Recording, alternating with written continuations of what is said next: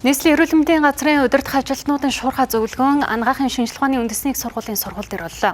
Энэ үеэр анагаахын шинжилгээ ухааны үндэсний их сургуулийн эмнэл зүйн ур чадварын төвийн үйл ажиллагаатай хамтран ажиллах, туршлага судлах зэрэг хамтын ажиллагааны талаар хэлэлцсэн байна. За гинтийн осол аваар золгүй явдлын улмаас хөгжлийн бэрхшээлтэй болсон иргэдэд эрүүл мэндийн тусламж үйлчилгээнээс гадна нийгмийн амьдралд оролцох талаар мэдээлэл өгөх хэрэгцээ шаардлага түгээмэл тулгардаг байна. За энэ чиглэлд эрүүл мэндийн байгууллагууд сайн дураараа ажиллах ёстой гэдгийг улсын их хурлын гишүүн Саранчулуун хэлж байна.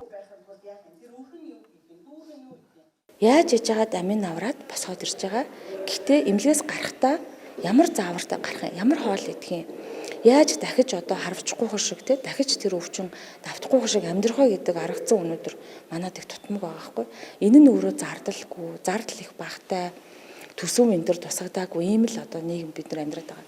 Ийм ч учраас хөгжлийн бэрхшээлтэй болсон хүмүүс, хүнд өвчнөр өвдсөн хүмүүс амиа хорлдог, сэтгэл готролд автдаг. Ингээд дагалдах үр нөлөөнүүд нь зөвхөн тэр үндэ зогсохгүй гэр бүлд нас ийм хор хохирол учирдаг байхгүй.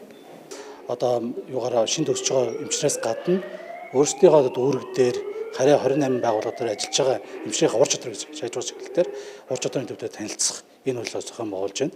За мөн дээрэс нь одоо эрүүл мэндийг дэмжих төв гэдэг одоо үйл ажиллагааг бас манай Монгол Японы эмнэлэг бас хийж хэрэгжүүлж байгааг бас туршлага судалж.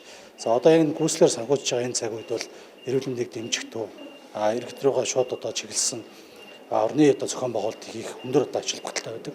Тэр агуулга нь бас өнөөдрийн бас эмнэлэг болон анагаахын сургуулийн бас одоо тэрүүн туршлагатай танилцах үйлс зохион байгуулж байна.